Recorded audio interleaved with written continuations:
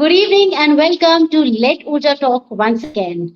After a hiatus of almost a month and a half, we are back with another series, Season 3, Episode 1. And today, our esteemed guest is none other than a name synonymous to graphoanalysis, graphotherapy, Naveen Toshniwal. A very warm welcome, sir. Thank you so much. And it's a pleasure to be on your show. And I appreciate that you have invited me to make people aware of this amazing science.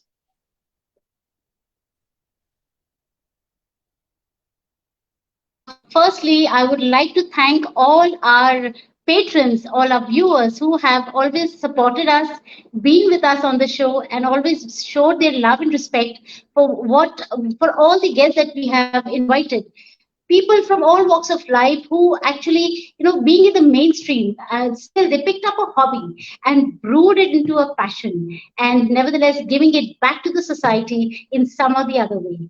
And today, our esteemed guest for today, Naveen Toshniwal, he is going to tell us about the nuances of what grapho analysis is all about and the corrective measures that we should take to improve on our handwriting, improve on our, behavior, the attributes, the character of our, of ourselves and so many other people. And so, Naveen Toshiwaji, what exactly is the science behind graphical analysis and handwriting analysis to be on, on the layman terms? So, how would you pronounce that? See, I will put it in a very layman's way. Yes, Uh, sir. Most of the people are aware of what graphology is. Is It's yes. a basic science where we are actually comparing two handwritings, whether they Mm-hmm. belong to the same person or not.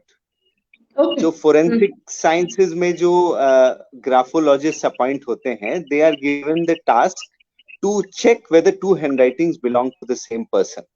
No, So no. that is Okay. the role of the graphologist, and that is where graphology comes. It's a very basic science, but of course very important from the point of view of forensics. Now, what Okay. we do is graphoanalysis and graphotherapy. It's actually a All right. little ahead of graphology, where we are actually analyzing the personality and character of a person through the strokes in the handwriting. Oh, wow. So the way you write particular letters, the slant of the handwriting, whether how small, how big it is, how much pressure you are putting on the handwriting, every factor has got some value in Somewhere. graphoanalysis. So Okay. that is how we do the analysis of a person through the strokes in the handwriting.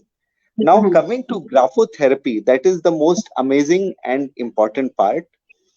After analysis, what? We analyze Exactly. you and we are able to know what you are. You already know about yourself, remember, but Hmm. sometimes we tend to ignore that, or we just accept what it is, even the Yes. negative and positive traits, everything. But have you ever thought how to get over your negative traits, Yes, yes, yes. or Correct. how to utilize Yes, your sir. positive traits in a more creative way? So Wait. that is where the therapy part comes in, where we make a conscious effort of Effort. changing and practicing some small strokes in the handwriting for a very short period. You just have to practice for a very short period of 5 minutes a day for a period of about 3 weeks, and you will Okay. actually change. Okay. That Oh, is what wow. graphotherapy is. It's all right. Definitely. Let me tell our viewers that this is an interactive session. So, any of you have queries, questions, any doubts, any suggestions, all of us all of you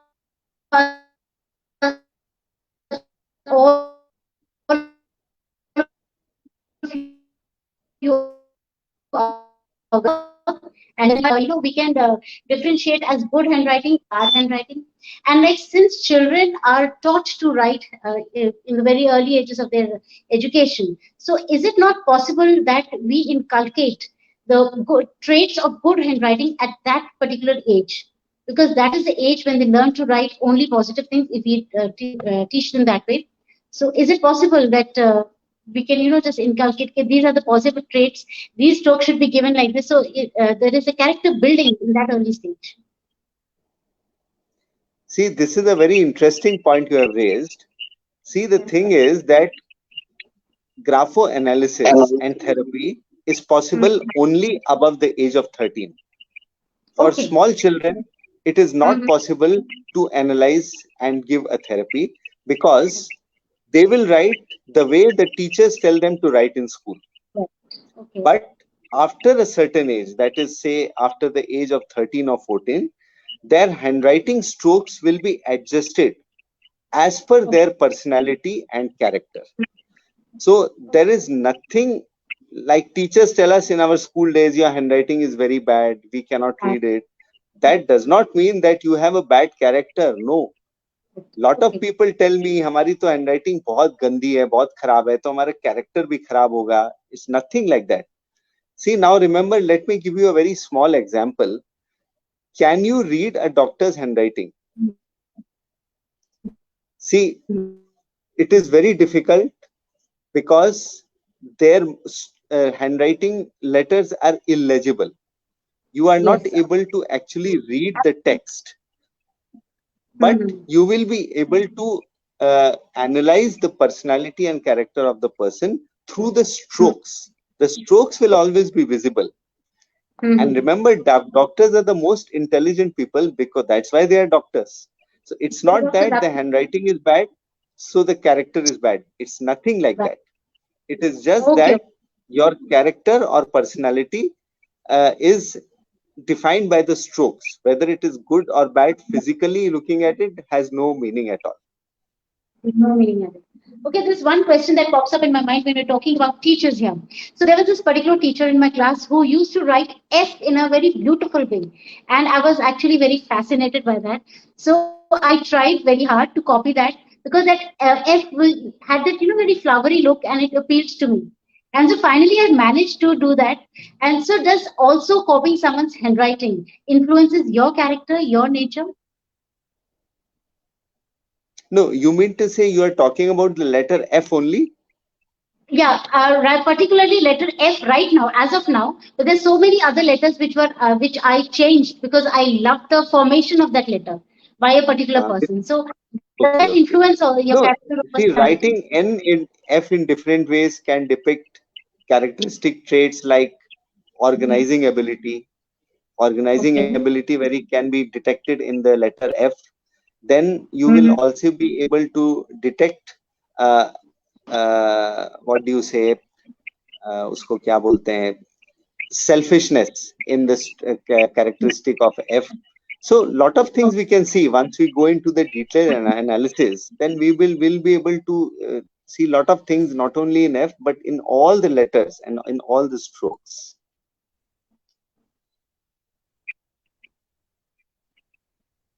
Okay, okay, wonderful. That is something I noticed. Then I noticed that people have a slant in their handwriting, or maybe a left slant or a right slant. But sometimes if you read their write-ups, they are into like straight lines. So how does that happen? Like a person writing two different kind of writing. So is that a different mindset at that particular point of time? No, it's not a mindset. If you are writing, you are talking about the slant of the handwriting or in Slant general. of the no. In generally, like I have seen people usually write in slant, and that the same person starts writing in straight lines. So what does that mean? What does that depict?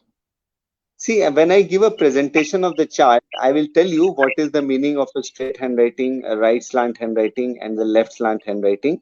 So everything has a meaning, but if a person writes in all the three ways or all the two ways, that means the person has all the three characteristic traits in the personality. Oh, See, that is the okay. reason. See, now one thing which very common query which people ask me is, lot of people Hmm. ask me, you please do my signature analysis. You must have heard also. Signature analysis from the point of view of grapho analysis and graphotherapy actually has no meaning whatsoever Absolutely. because it is the repetition Oh. of strokes in the handwriting Hmm. which actually defines the personality of a person. How many times All you're right. writing T in a particular way or A in a Hello. particular way? You can write T in 4 different ways, 5 different ways in the entire page of the handwriting. Every Okay. T bar, every T stroke has got a meaning. So in a signature, you are just seeing 5 or 6 letters. How can you Mm-hmm. accurately analyze someone from just a signature? So, Signature. from the point of view of graphotherapy, with due respects to the people who say they can change personality through a signature, I totally Signature. disagree with that. Okay. Now that's a new revelation, and definitely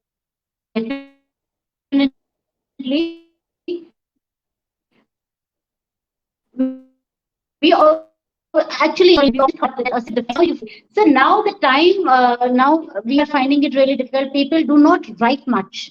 All thanks to technology and WhatsApp and all these apps that have come, we only need to type stuff. So there has been a radical change in the way we write. So is that because हमारे character में भी change आ रहा है उस हिसाब से या कुछ भी ऐसा personality wise हम ऐसा change बिल्कुल होते भी नहीं है. You are absolutely right. We hardly write these days because we are all texting. We are on हैं? computers, on laptops.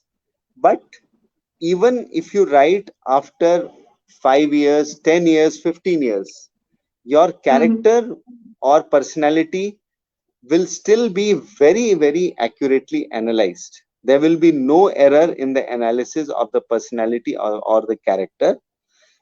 And you can actually change yourself through the therapy only by practicing 5 minutes a day. It's a therapy, remember.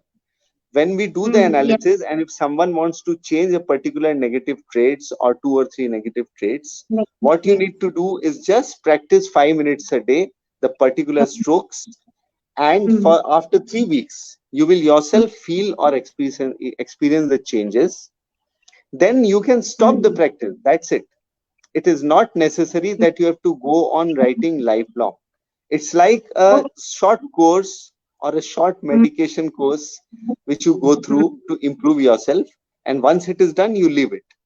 And even if you don't write in your normal routine, writing 5 minutes a day is actually You nothing. Nothing. Absolutely, absolutely. We should all keep writing and enhancing ourselves. एक और बात मेरे जहन में we have Dr. Sangeeta Taneja joining us, and just curious to know professionals using calligraphy, different styles of writing. Does that mean it's all mind control to analyze their personality traits? See, calligraphy is something different. What I understand of calligraphy is that someone is telling you to make in a particular way some letters forcefully. That is not your normal handwriting. So Okay. actually, analysis cannot be done through a forcefully written handwriting. It Okay. has to be done through the strokes which appear in a normal handwriting. It is just Okay. a beautification of the handwriting which is actually being taught by the teacher to the student to make it look beautiful. It has Beautiful. nothing to do with personality improvement or personality assessment. If That's you right. have to assess, get your personality assessed and Mhm. improve yourself by taking therapy, it has to be by a natural handwriting the way you write. Absolutely true that we use calligraphy to just enhance our writing and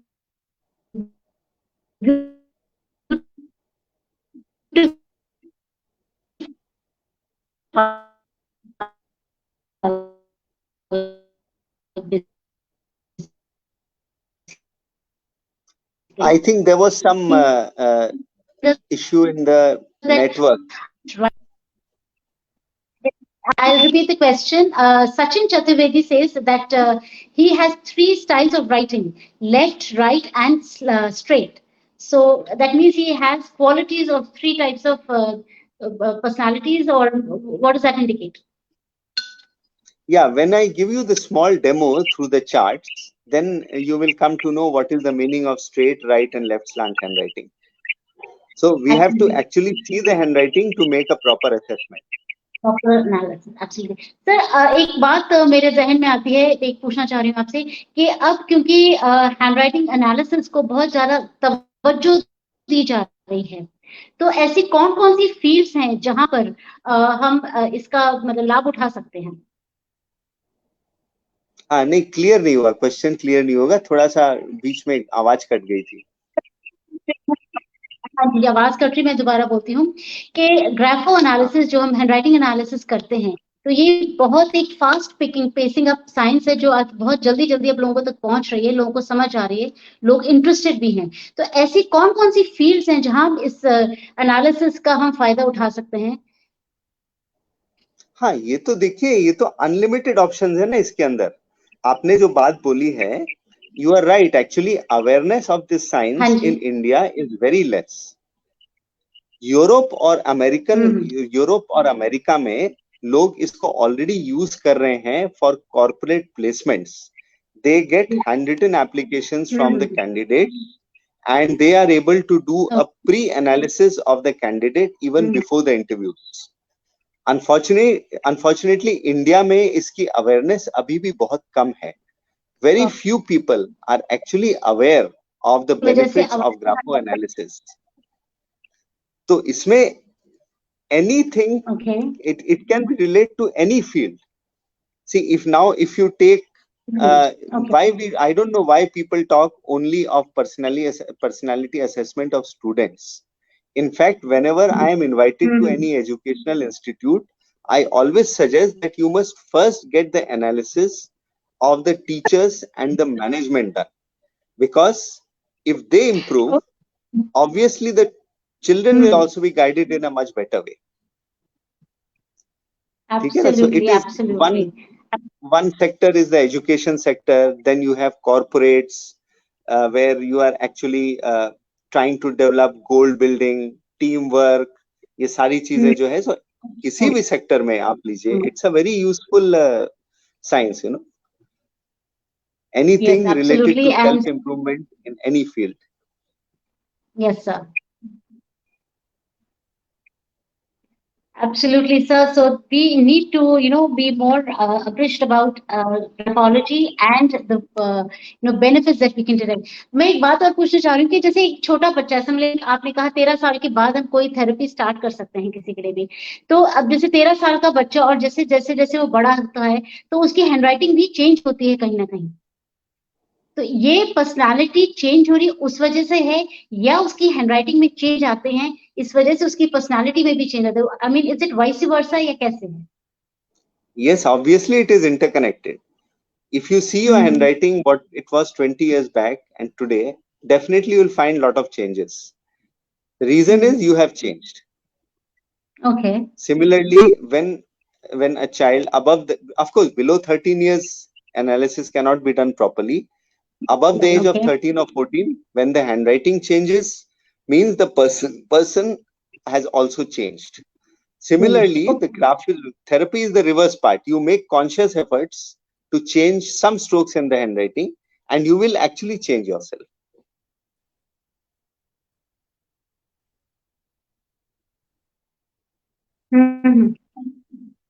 become a better version of ourselves.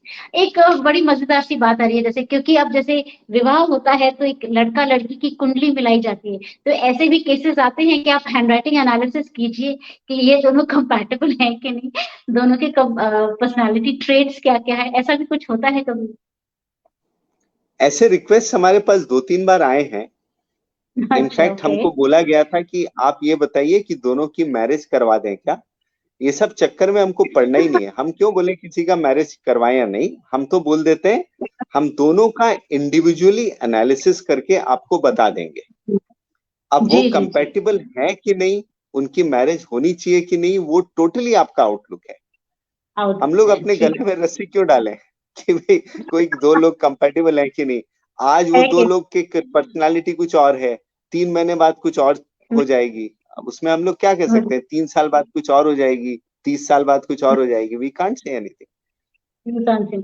अच्छा, तो कभी ऐसा भी sir आपसे मैं जानना चाह रही हूँ कि किसी को आप अच्छे से जानते हैं, बहुत अच्छे रिलेशन है, सब कुछ है, लेकिन कभी आपने उनकी हैंडराइटिंग एनालिसिस की तो आपको कुछ ऐसा मालूम पड़ा कि जो जो दिख रहा है वो नहीं है एक्चुअली। तो क्या हैंडराइटिंग से इस तरह की बातें भी मतलब पता चल जाती है एंड रवैया चेंज हो जाता है उनके प्रति कि भाई देखिए देखने में कुछ और है, लेकिन असल में जब लिख रहे हैं तो उनके बारे में कुछ ऐसा आपको जानकारी पता चल रही है जो कि बहुत अलग है? हाँ, बिल्कुल ऐसा पॉसिबल होता है। अब आप देखिए, कोई पर्सन अगर सीक्रेटिव है तो बातों जी से आप उसको पूरी तरह असेस नहीं कर पाएंगे, लेकिन अगर वो लिखते हैं तो उसमें आपको स्ट्रोक्स भी दिखेंगे, जी उसमें अच्छे स्ट्रोक्स भी दिखेंगे, पॉजिटिव नेगेटिव दोनों दिखेंगे, because person is a combination of both positive and negative traits. ऐसा कभी नहीं होता कि सभी में पॉजिटिव और सभी में खाली नेगेटिव हो। होते हैं, अब हाँ देखिए, बिल्कुल। अगर वो पर्सन सीक्रेटिव है, आप उसको असेस नहीं कर पाए, उसने लिख हम्म, के दिया, अगर आपने डिसऑनेस्टी के ट्रेड्स देख लिए, देन यू हैव हाँ टू बी हाँ, very careful. You have to be careful, हाँ, एब्सोल्युटली। ये तो होता है। अब आप किसी का समझ ले, आपके पास हैंडराइटिंग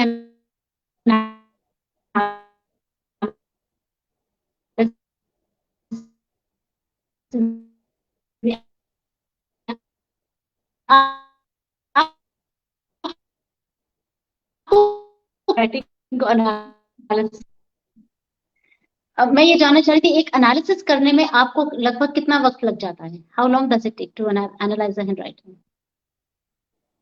नहीं, एक्चुअली क्या है, देखिए अब तो काफी एक्सपीरियंस हो गया है, तो अब तो आप जी जी हमारे सामने हैंडराइटिंग अगर दे देते हैं, तो बाय जी। Just scanning it for 1 minute I can do ओ 50% ऑफ द पर्सनालिटी एनालिसिस, और 5 मिनट दिस। में तो पूरा कैरेक्टर सामने आ जाएगा।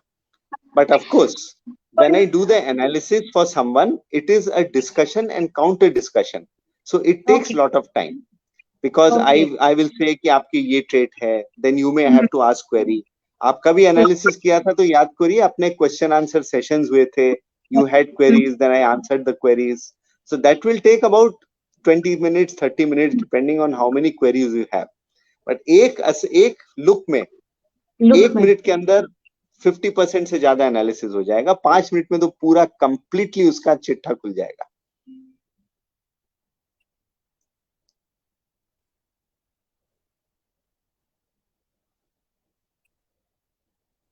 आई थिंक आपका वो स्क्रीन फ्रीज हो गया है, कुछ नेटवर्क का इश्यू लग रहा है।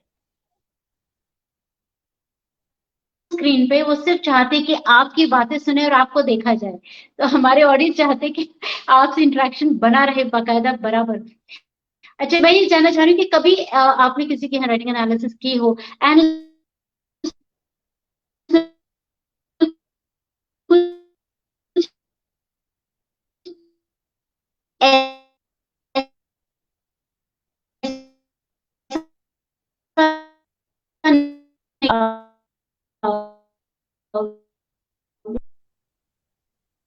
रिपीट करूं? I think some internet issues.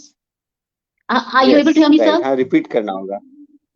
Yes, अभी आ हाँ रही है जी, मैं ये आवाज। कह रही यस, हूँ, मैं ये कह रही हूँ कि कभी आपने किसी का हैंडराइटिंग एनालिसिस किया हो और उसमें जैसे डिप्रेशन है या सैडनेस है या सुसाइडल इंस्टिंक्ट्स भी होती है लोगों में, तो वो भी क्या आप उनको महसूस कर सकते हैं, आप उनको पढ़ सकते हैं उनको?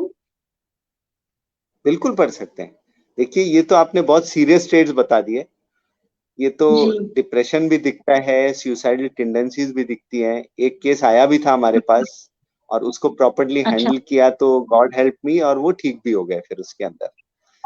तो ये सब तो डेंजरस ट्रेड्स है, और बाकी आपके रेगुलर ट्रेड्स जो होते हैं, टेम्पर हो गया, वेदर योर गोल्स हाँ, आर डिफाइंड और नॉट, क्रिएटिविटी कितनी है, विल पावर कितना है, डिटर्मिनेशन कितना है, वो सारी चीजें आ जाती है। सो अगर ये बहुत आपने जो बात बोली ना, that is a part of healing, where a person is healed out of depression and बढ़िया। maybe out of even more dangerous things like suicidal tendencies. तो उनको समझाना, उनको ये बात बताना अपने आप में ये बहुत बड़ी बात है कि आपके अंदर ऐसी टेंडेंसीज हैं। एंड कितने लोग रिजॉर्ट करते होंगे कि नहीं, किसी के अगर सुसाइडल टेंडेंसीज है तो उसको बोल ही नहीं सकते ना, तो वो कैसे बोलेंगे आप? थेरेपी के लिए कितने लोग ओपन कैसे बोल ही नहीं सकते, उनको बहुत सहजता से सरलता से उनको ट्रीट करना पड़े, उनको उनको तो हील ये करना। समझाना पड़ेगा कि देखिए, ये स्ट्रोक आपका ठीक नहीं है, इस स्ट्रोक को आप चेंज करिए और इसको इस तरह से लिखिए, then it will be very good for you. We have very to good. tell in a very indirect way so that the person gets out of that problem. आप किसी को कैसे बोल सकते हैं कि आपकी सुसाइडल टेंडेंसीज है? अगर यंग लड़का हो तो उसके पेरेंट्स को कैसे बोल सकते हैं आप? पॉसिबल ही नहीं। चीज अगर आप पढ़ सकते हैं तो आप जैसे उनके हाँ, नियर वंस, उनके पेरेंट्स को या किसी को भी उनको ये इंडिकेट कर दें कि भाई देखिए वो बच्चा या कोई भी जो भी है उनके अंदर ये प्रॉब्लम मैं देख पा रहा हूँ, तो उनके लिए एक हम्म, हीलिंग तो क्या लोग ओपन अप हैं इस ग्राफोथेरेपी के लिए, कि जब आप ऐसा कहते हैं कि लोग सोचते हैं कि नहीं एक साइकोलॉजिस्ट के पास ही जाया जाए या एक साइकाइट्रिस्ट के पास ही जाया जाए, तो ग्राफोथेरेपी के लिए क्या लोग अभी भी उसको एक्सेप्ट कर रहे हैं as a science for healing? नहीं, एक्चुअली जैसा आपको बताया ना, इसकी अभी अवेयरनेस बहुत कम है। लोग तो देखिए ये जानते हैं कि एनालिसिस हो सकता है, you can read the characteristics. बहुत कम लोगों को मालूम है कि इसका थेरेपी भी होता है, where you can actually change your personality by practicing some stroke. But जो लोग ने ये एक्सपीरियंस किया है, जो लोग ने थेरेपी सेशंस लिए हैं और उनको वाकई में इम्प्रूवमेंट्स हुआ है and they have felt the changes, then they know that the science works. अब देखिए हमारे लिए तो ये एक पैशन है, this is not a full time business for me. अगर हमको एक भी क्लाइंट ऐसा मिलता है जो हमको बोलता है आपके थेरेपी से हमको फायदा नहीं हुआ, तो शायद हम इतने साल परस्यू नहीं कर रहे होते, अब तक छोड़ दिया होता। बिल्कुल बिल्कुल एब्सोल्युटली, जब आपको रिजल्ट्स दिखते हैं, लोग उससे बेनिफिट हो रहे हैं, उनका फायदा आप महसूस कर रहे हैं, तो डेफिनेटली आपके लिए भी बहुत बड़ा इम्पेटस है कि yes you are on the right track, and लोगों को आप एक तरह तभी से मोटिवेशन मिलता है कि हाँ let us continue this further.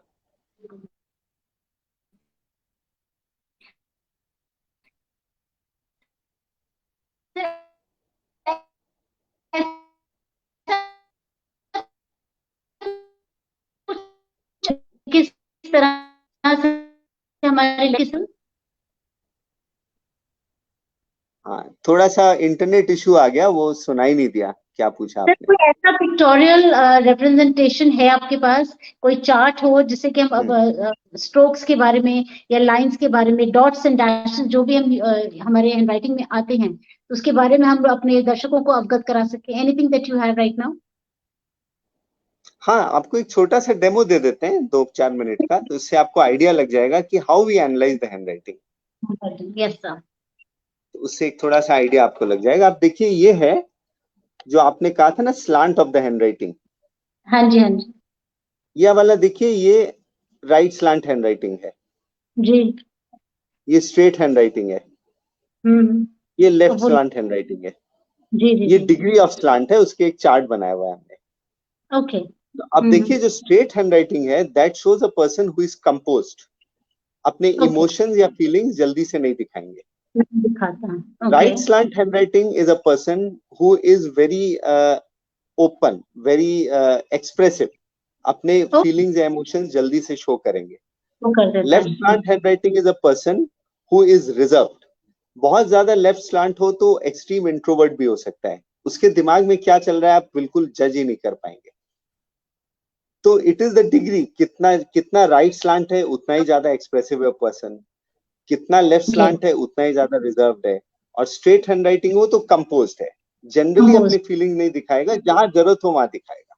वहां दिखाएगा। तो आई होप हमारे अब दर्शक आप अपने देखिए, को एनालाइज कर पा रहे होंगे कि वो किस इमोशनल क्वेश्चन में पहुंचते हैं। हाँ सेल्फ देखिए एनालिसिस। बहुत बहुत बड़ा, this is a very big science, ये डेमो तो it is just a very small part of it. तो कोई भी जो है अपना एनालिसिस करके कंक्लूजन में नहीं पहुंचे, बट एक आइडिया लग जाएगा। एक फेयर ओके, आइडिया लग जाएगा, बेस्ट आइडिया आप कह सकते हैं। अब आप देखिए इसमें सेकेंड लाइन में देखिए, एम्स और एन्स जो हैं they are finishing at a point at the top, needle type points हैं ऊपर ओके। की तरफ, हाँ जी हाँ नीडल जी की तरह बन रहा है। और सेकेंड लाइन में देखिए, जी जी जी। That shows a person who has a very sharp mind, उसको ओके। कोई भी चीज समझने में, ग्रास्प करने में टाइम नहीं लगता है, तुरंत पकड़ लेते हैं क्या उसको बोला जा रहा है।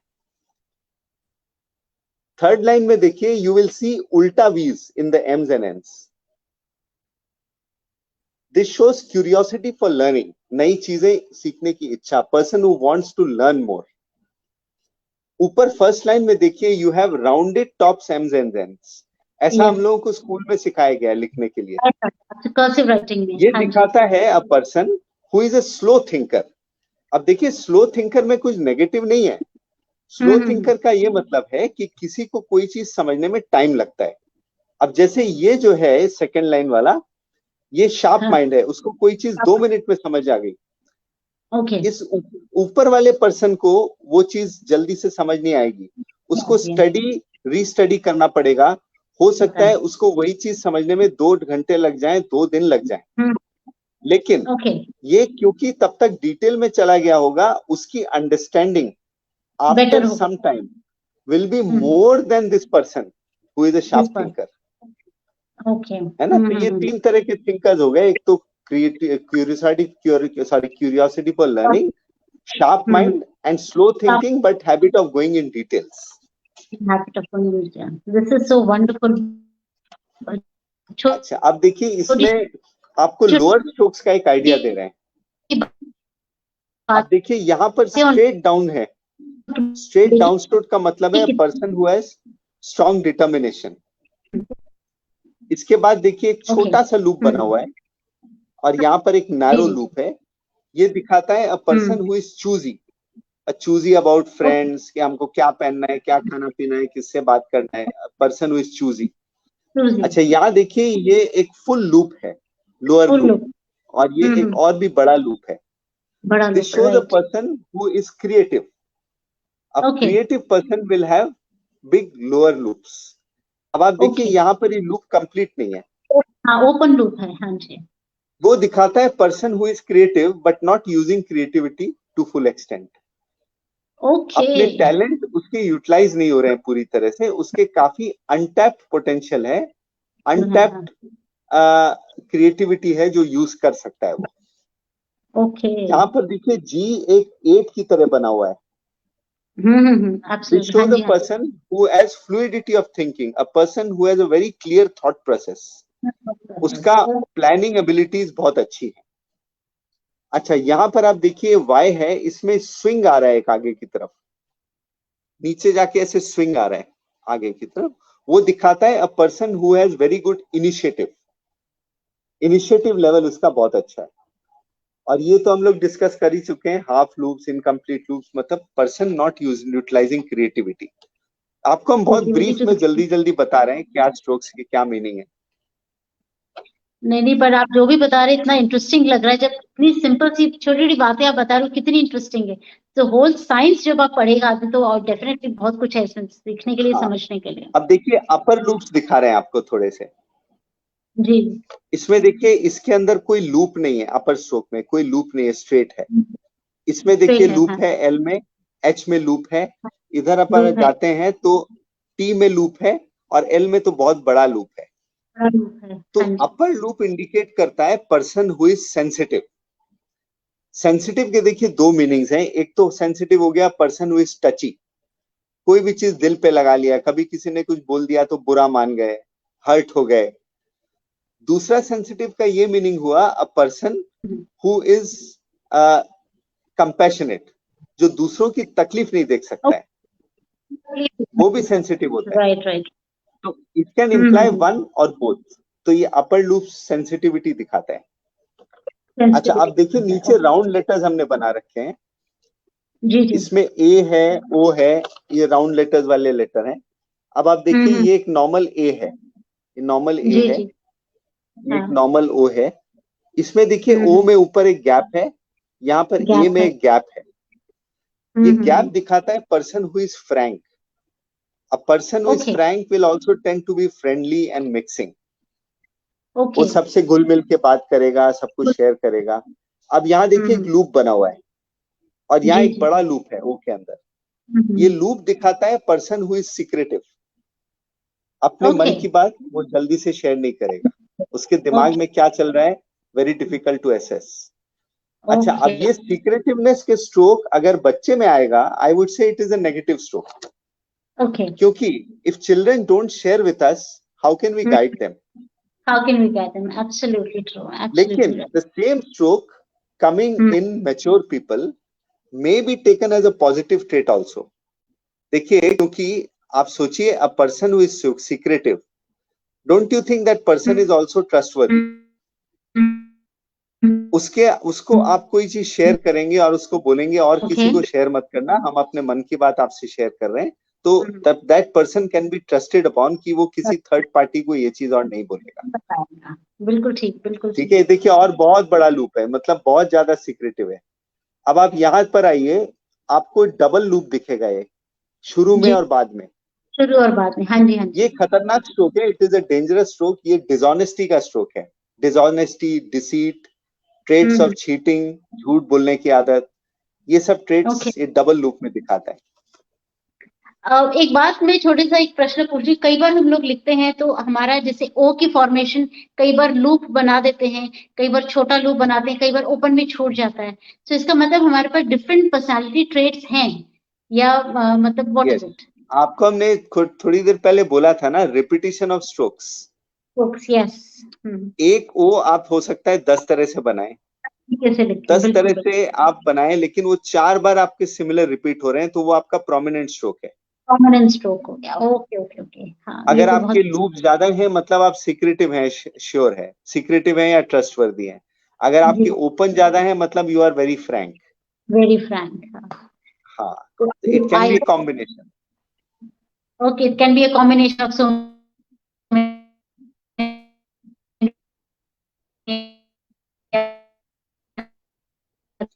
अच्छा, चलिए अब एक ये लास्ट चार्ट रह गया है, ये भी दिखा देते हैं।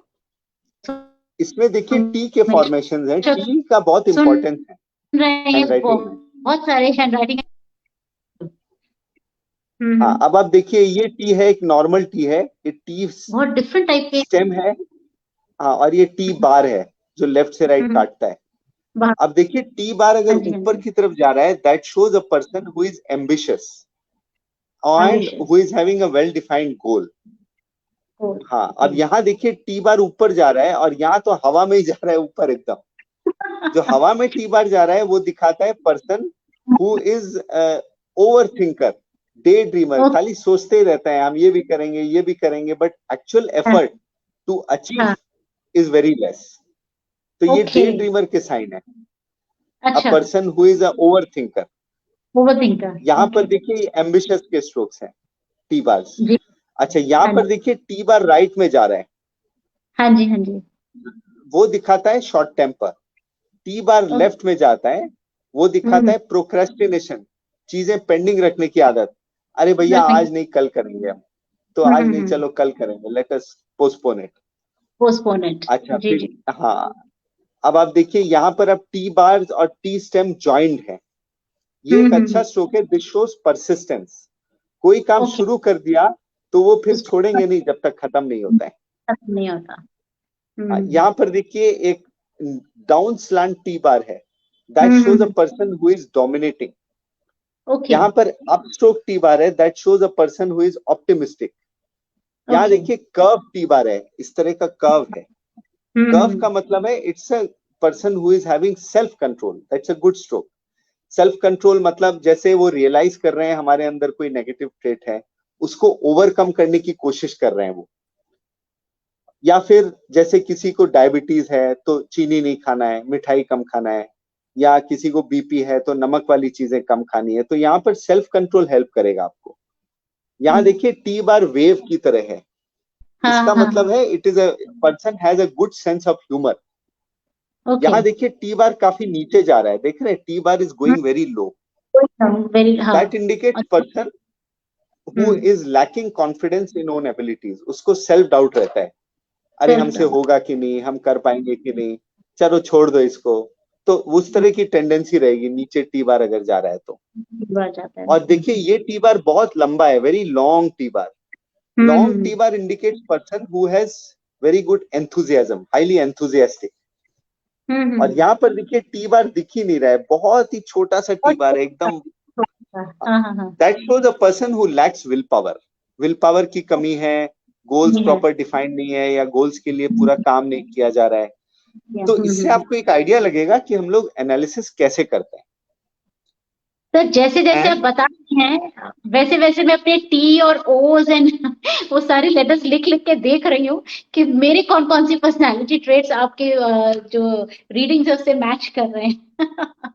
एंड आई एम श्योर हमारे जितने भी व्यूअर्स हैं वो भी ऐसा ही कुछ सोच रहे होंगे, ऐसा कुछ कर रहे होंगे, आई एम श्योर।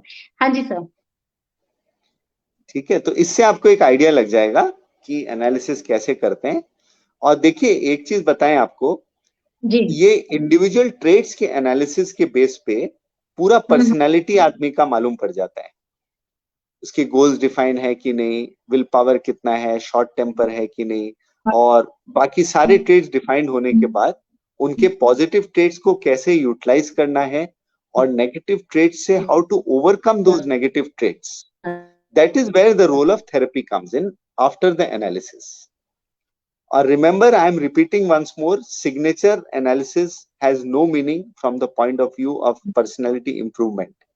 हम सिग्नेचर किसी से मंगवाते भी नहीं है जब एनालिसिस करते हैं. I ask for a full page. कुछ लोग को तकलीफ होती है फुल पेज लिखने में क्योंकि लोग लिखते नहीं आजकल, लेकिन एक बार मेहनत करके आप फुल पेज लिखेंगे तो आपका पूरा असेसमेंट प्रॉपरली हो जाएगा.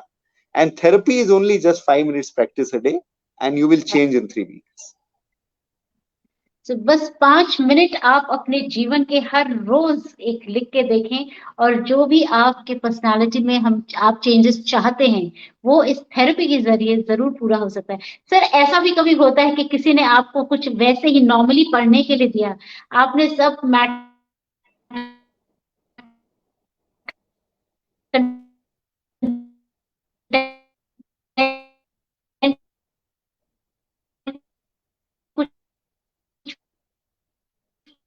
पढ़ा कि किस तरह थोड़ा सा वो फिर से सिग्नल्स का डिस्टॉर्शन हो गया तो पता नहीं वीक आ रहे हैं. मैं ये कह रही हूँ कि कभी ऐसा भी होता है सर कि किसी ने आपको कुछ पढ़ने के लिए दिया हो, ओनली टू रीड, लेकिन आपने कंटेंट कुछ पढ़ा नहीं, उसके एनालिसिस में लग गए हो and then you were into analysis. बहुत बार होता है, वो तो हमारी तो हैबिट है ना, वो तो हमारी हैबिट है. वो कोई हैंडराइटिंग देता है तो टेंडेंसी वही रहती है कि एनालिसिस में चले जाते हैं उसके. पर एनालिसिस में चले जाते हैं तो टेक्स्ट क्या लिखा है हम पढ़ते ही नहीं है, क्या लिखा है वो पढ़ते ही नहीं है फिर. जी जी जी. हमारे साथ डॉक्टर शिफाली गुप्ता भी जुड़ गई हैं. She is saying great work. So any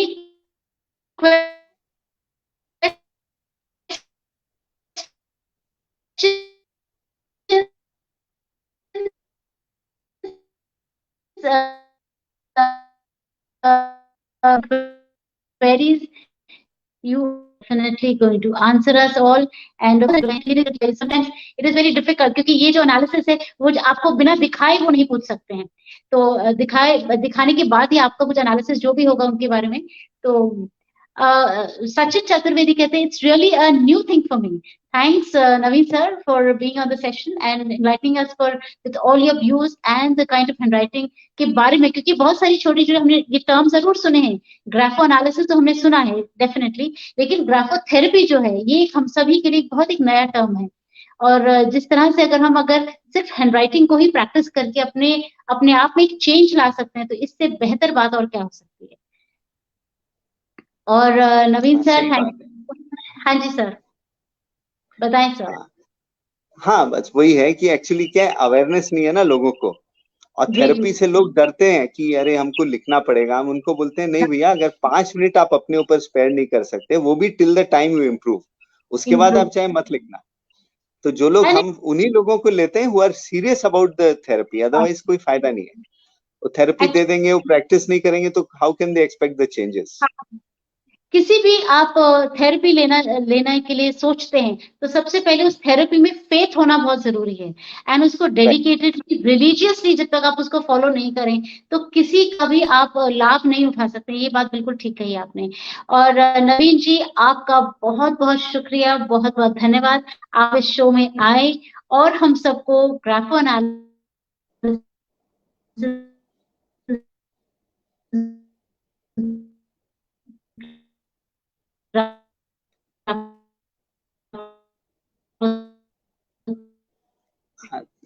thank you very much. Actually वो फिर से कुछ सिग्नल का डिस्टॉर्शन हो रहा है. आज ये शो में you are the show man and ये बिल्कुल चाह रहा है, इंटरनेट भी चाह रहा है कि सिर्फ आपको सुना जाए. मेरे को बिल्कुल एग्जिट कर रहे हैं, तुला हुआ है बिल्कुल. And once again thank you so much sir, Naveen sir, for sparing time and being with us on the show. And I hope हमारे दर्शकों ने इस बात का, इस एनालिसिस का और थेरेपी के बारे में स्पेशली जान के बहुत लाभ उठाया होगा. एंड डेफिनेटली कुछ ना कुछ जो हमारे क्वेरीज हैं हम नवीन सर को बार बार My pleasure too, and thank you very much for inviting me on your show. And I hope थोड़ी सी awareness लोगों को आई होगी that what grapho analysis and graphotherapy is. Thank you very much.